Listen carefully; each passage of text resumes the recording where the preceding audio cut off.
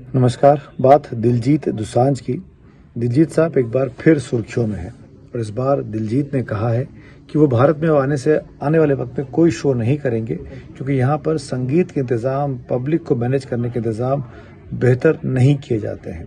तो इतनी बड़ी इंडस्ट्री हो गई है म्यूज़िक की, लाइव कॉन्सर्ट्स की, लाइव शोज़ की, लेकिन सरकार और सरकार के अधिकारी इस बारे में कोई काम नहीं कर रहे हैं और वो अब आने वाला कोई भी शो भारत में नहीं करेंगे। ये कहकर दिलजीत दोसांझ ने अपने तमाम फैंस को बहुत मायूस भी किया है। लेकिन मेरे ख्याल से दिलजीत ने जो कहा उसकी बात में दम है। दिलजीत, जैसा कि आप जानते हैं, भारत भर में घूम घूम कर अपना शो कर रहे हैं, लाइव कॉन्सर्ट कर रहे हैं। हर कई शहरों में वो कॉन्सर्ट कर चुके हैं। ये बात उन्होंने हालांकि चंडीगढ़ में कही, पर इसकी बहुत बड़ी वजह यह है कि दिलजीत के कॉन्सर्ट में भारी भारी टिकट देकर जनता आती है, बहुत कीमती टिकट है, बहुत बड़ी संख्या में भीड़ इकट्ठा होती है, लेकिन उसको मैनेज करने के लिए प्रशासन पूरी तरीके से असफल हो जाता है। दिक्कत होती है लोगों को भी, उनके फैंस को भी, और दिलजीत को ये देखकर दुख हुआ। इसीलिए दिलजीत ने कहा कि भाई ऐसा इंतजाम किया जाए सरकार की तरफ से, सरकारी अधिकारियों की तरफ से, कि भारत में लाइव कॉन्सर्ट को एक पूरा प्लान होना चाहिए, पूरा प्रोसेस होना चाहिए। जो बात मैं समझ पाया, विदेशों में ऐसे तमाम पॉप स्टार्स के शोज होते हैं, कॉन्सर्ट्स होती हैं, जिसमें आप देखते होंगे बीच में खड़े होकर शो करते हैं, चारों तरफ उनके फैंस होते हैं, उनकी पब्लिक होती है। दिलजीत भी ऐसा ही कुछ चाहते हैं, पर ऐसा भारत में वो कर नहीं पा रहे क्योंकि शायद उनको परमिशंस नहीं मिलती हैं। इसीलिए दिलजीत खिन्न है। दिलजीत को लगता है कि प्रशासन को जो काम करना चाहिए, जनता को असुविधा ना हो, उनके फैंस को दिक्कत ना हो, वो प्रशासन ठीक से नहीं कर रहा है। इसीलिए दिलजीत अपने फैंस की भलाई के लिए ये कहते सुने गए कि वो अब भारत में तब तक कोई शो नहीं करेंगे जब तक कि यहाँ पे इंतजाम ठीक नहीं हो जाते।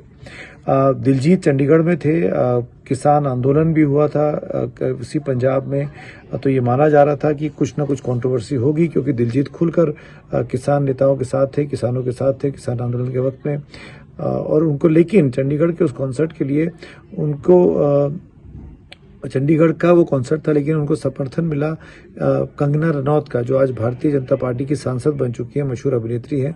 कंगना रनौत से पूछा गया दिलजीत को जो एडवाइजरी इशू की गई थी चंडीगढ़ में, तेलंगाना की तरह, कि आप कोई अपने गानों में शराब को, नशे का बढ़ावा नहीं करेंगे और युवाओं को उकसाएंगे नहीं, हिंसा की बात नहीं करेंगे, ऐसी एडवाइजरी इशू की गई थी। तो उस पर दिलजीत ने इस एडवाइजरी पर एक इंटरव्यू में कंगना रनौत से पूछा गया कि क्या करना चाहिए आर्टिस्ट को जब वो लाइव पब्लिक के बीच में होते हैं, तो कंगना रनौत ने दिलजीत का साथ दिया। दिलजीत जो बात कह रहे थे वही बात कंगना ने भी की।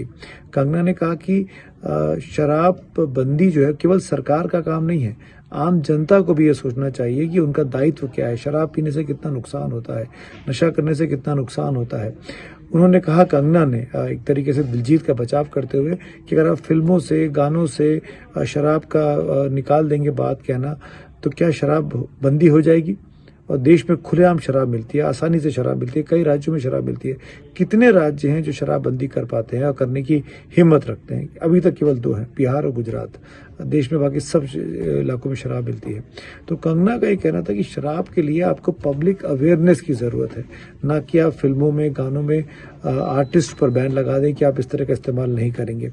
कंगना तो यहाँ तक आगे चली गई दिलजीत का बचाव करने के लिए कि वो हिमाचल प्रदेश से आती हैं, कि हिमाचल प्रदेश के लोकगीतों में जिक्र होता है विमला और कुंजू का, और जो कि एक शराब पीने की तारीफ करता है तो दूसरा उसको समझाता है कि शराब पीने से नुकसान क्या है।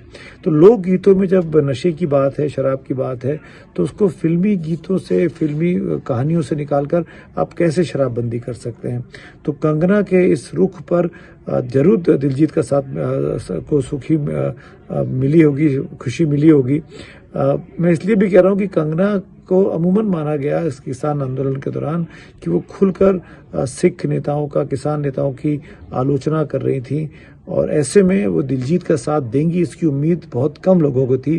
पर जिस तरीके से माननीय सांसद कंगना रनौत ने दिलजीत का खुलकर साथ दिया, कम से कम शराबबंदी को लेकर उन पर किए जा रहे जबरन एडवाइजरी इशू कर करके प्रेशर क्रिएट करने का, वो वाकई में दिलजीत को भी खुश किया होगा और कंगना के फैंस को भी वो सुनकर अच्छा लगा होगा। दिलजीत और कंगना का ये जो आपस में एक तरीके से बगैर कहे एक मिलाप हो गया, ये कला जगत के लिए एक बहुत ही पॉजिटिव और सकारात्मक दिशा में बढ़ाया गया कदम है, और उम्मीद करनी चाहिए कि कलाकार भी सेंसिटिव होंगे, जब वो दर्शकों के लिए कोई कार्यक्रम बनाएंगे, फिल्म बनाएंगे और कि वो इस तरीके से कोई काम ना करें जिससे शराब को, नशे को बढ़ावा मिले। और दूसरा ये भी कि बंदिशें लगा देने से, पाबंदियां लगा देने से कोई चीज़ रुकती नहीं है और उल्टा उसके बारे में उत्सुकता, जागरूकता पैदा होती है कि ऐसा क्यों किया गया, ऐसा क्यों कहा गया। तो वो सुर्खियां गलत तरीके से बटोर लेती है और कई बार तो वो लोग बाग उसको मान भी लेते हैं, आत्मसात भी कर लेते हैं। तो पब्लिक अवेयरनेस की ज़रूरत है शराबबंदी, नशेबंदी के लिए। इस तरीके से गानों पर प्रतिबंध लगाकर या डायलॉग्स में प्रतिबंध लगाकर या फिल्मों में बैन कर इससे कोई फ़ायदा मुझे नहीं लगता कि कुछ होगा। दिलजीत दोसांझ का भारत का टूर दिल्लीमाटी जारी है और कभी अप्रिशिएट किया जा रहा है। और दिलजीत दोसांझ ने जिस तरीके से कहा कि भाई कोई मुझे कैसे मना कर सकता है, किसी के बाप का हिंदुस्तान थोड़ी है, जिन्होंने इंदौर में कहा था। तो बहुत सी कंट्रोवर्सीज दिलजीत के इन शोज के दौरान इस महीने 2 महीने में हुई हैं, पर दिलजीत ने सबका करारा जवाब दिया है और इसलिए शायद उनका नाम दिलजीत रखा है उनके माँ बाप ने।